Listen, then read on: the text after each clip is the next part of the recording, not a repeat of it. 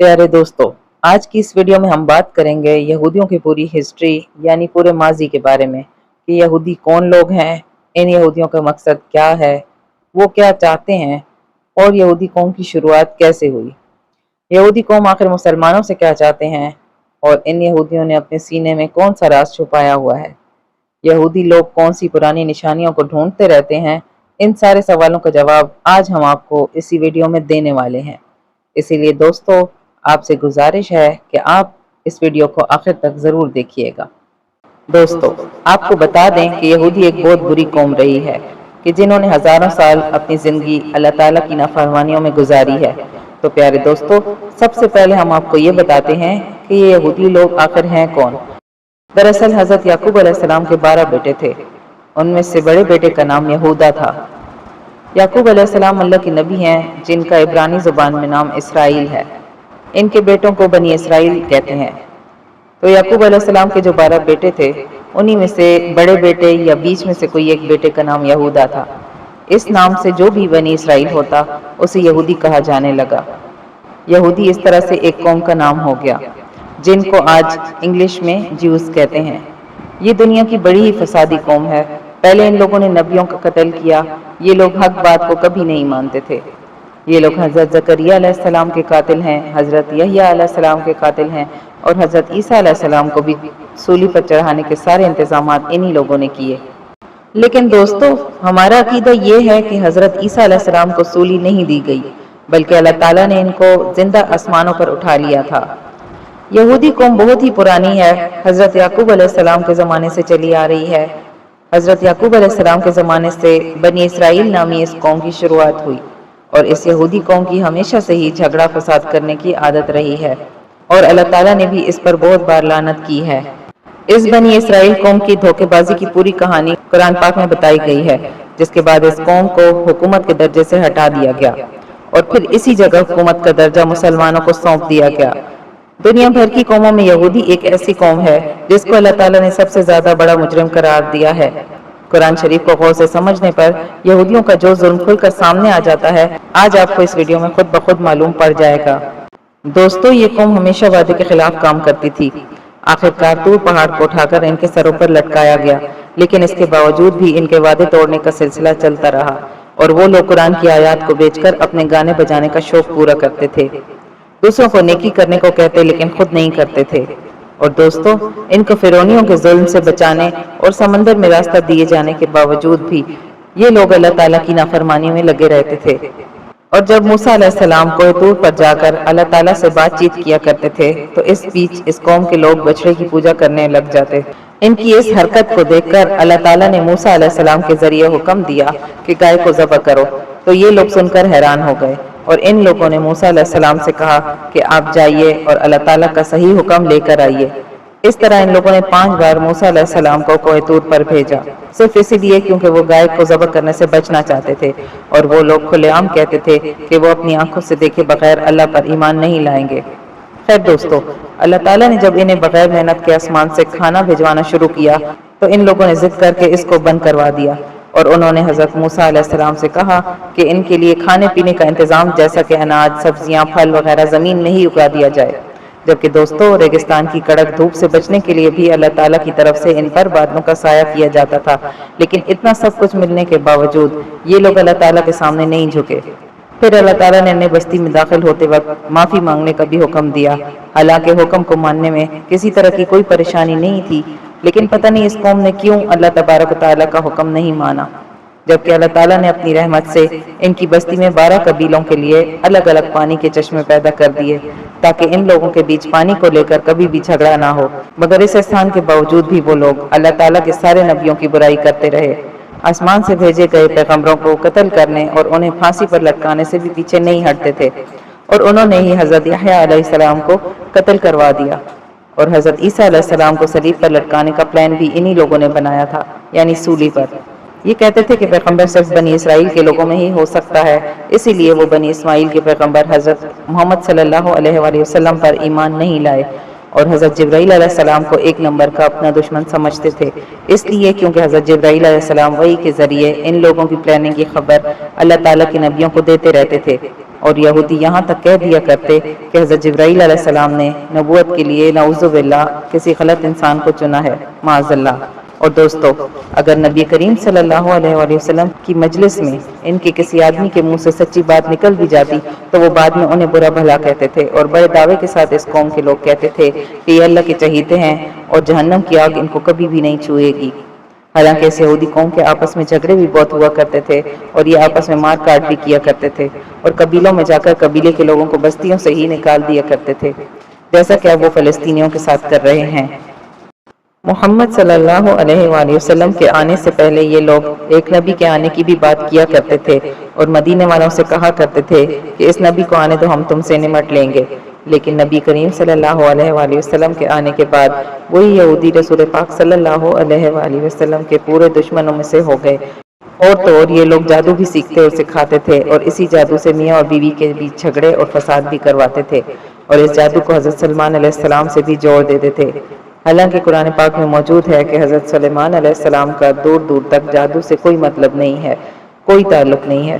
نبی کریم صلی اللہ علیہ وآلہ وسلم پر بھی ان یہودیوں نے ایک مرتبہ بڑا جادو کیا تھا، اور اس کے علاوہ ایک بار حضور صلی اللہ علیہ وآلہ وسلم کو چٹانوں کے ذریعے زخمی کرنے کی بھی کوشش کی تھی، اور اللہ تعالیٰ کے پیغمبر حضرت سلیمان علیہ السلام کو بھی وہ نبی نہیں مانتے تھے بلکہ ایک بادشاہ سمجھتے تھے، اور اپنے پیغمبروں اور نبی کریم صلی اللہ علیہ وآلہ وسلم سے یہ لوگ ایک ہی بات کا بار بار سوال کیا کرتے تھے، اور اپنے ساتھ ساتھ مسلمانوں کو بھی یہ کام کرنے کے لیے اکساتے تھے۔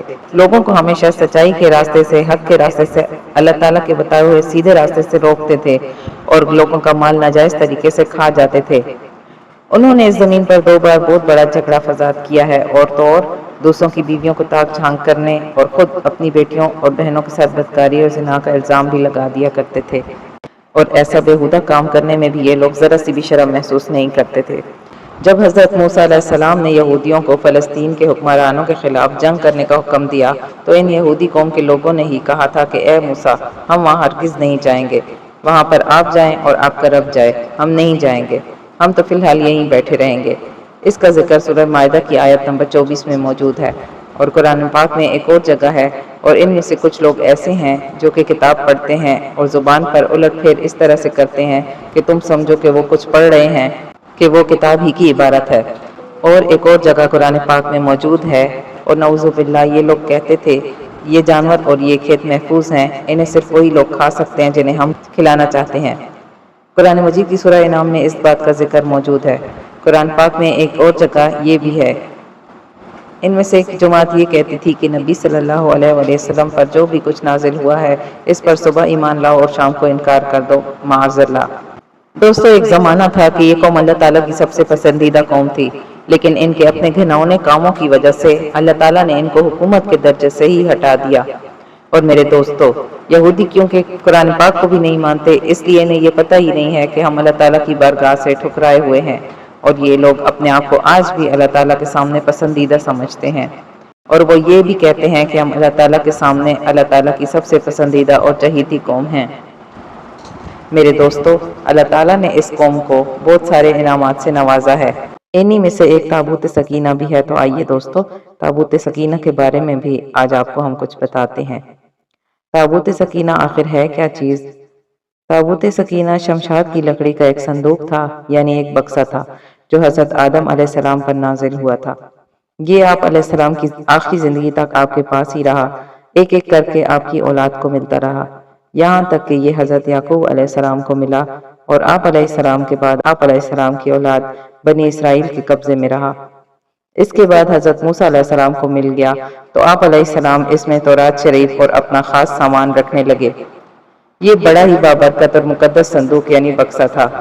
بنی اسرائیل جب کفار سے جنگ کرتے تھے اور کفار کے لشکروں کی بھیڑ ان کی طاقت دیکھ کر سہم جاتے تھے اور ان کے سینوں میں دل دھڑکنے لگتے تھے تو وہ اس صندوق کو اپنے آگے رکھ لیا کرتے تھے۔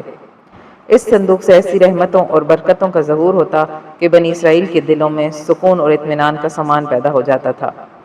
بنی اسرائیل کے سینوں میں ڈرتے ہوئے دل پتھر کی چٹانوں سے زیادہ مضبوط ہو جاتے تھے، اور جیسے جیسے صندوق آگے بڑھتا تھا آسمان سے جیت کی خوشخبری نازل ہوا کرتی تھی اور جنگوں میں جیت حاصل ہو جایا کرتی تھی۔